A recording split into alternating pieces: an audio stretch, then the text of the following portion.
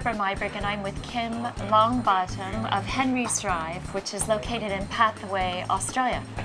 So Kim, you have some very unusual labels. I see all sorts of masks, burglars and robbers, and what's going on here? Yeah, well, our wine company, Henry's Drive, is named after the proprietor of the mail coach who used to drive through our property in the late 1800s.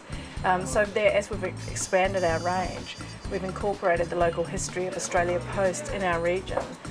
So yes, this is John Montfort, who was a bushranger that held up the mail coach. Now, what is a bushranger? A bushranger is like an outlaw. So he held up the mail coach and ran off with £75 in stolen cash. How did it come about that you put him on your label? Well, just by researching the history of the postal service in our region. And Henry's Drive? Henry's Drive is named after the proprietor of the mail coach who used to drive through our property. Okay, so John robbed Henry. Yeah, Henry Hill was the driver of the mail coach. Tell me a little bit about Padthaway. What do you expect from that wine region?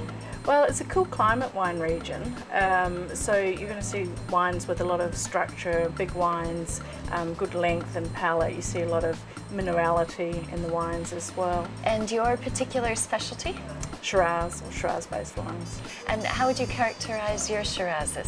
The style of Shiraz we like to make is a very fruit-forward kind of style, and as I mentioned before, with good length and you know, some good cellaring potential, sort of, you know, 10 to 15 years, but also a wine that shows a sense of place as well. We practice minimal intervention with our winemaking, so it's about the wine expressing the site that it's grown in.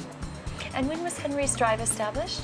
1998. 98. Yes. Okay. So were there any shocks when you set up the winery? No, I think it's, you know, we started off fairly slowly with 2 wines and a fairly small production, and now we have 12 wines, and we're sort of doing things on a bit more of a larger scale now. So we kind of learned as we went along really slowly.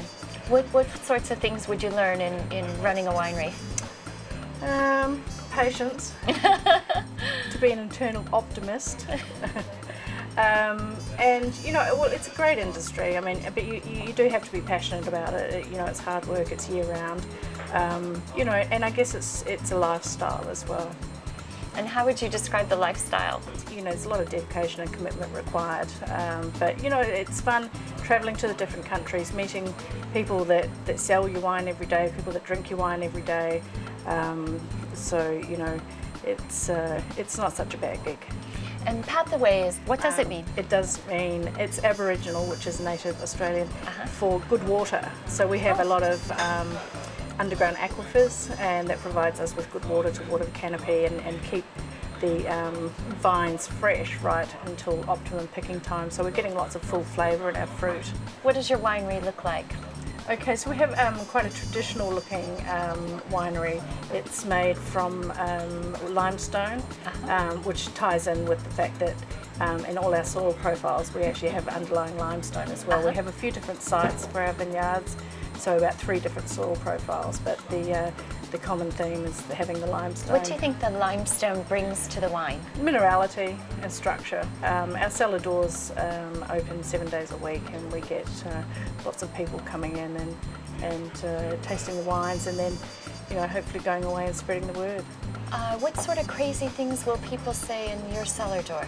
I guess that, you know, we get a lot of comments about the brands. Perhaps not so many crazy comments, but you know, the branding has been very popular, and they, you know, they love the story and the authenticity of the story as well, being developed from the local postal service and the history of that. Great. Thank you very much. You're welcome. Thank you.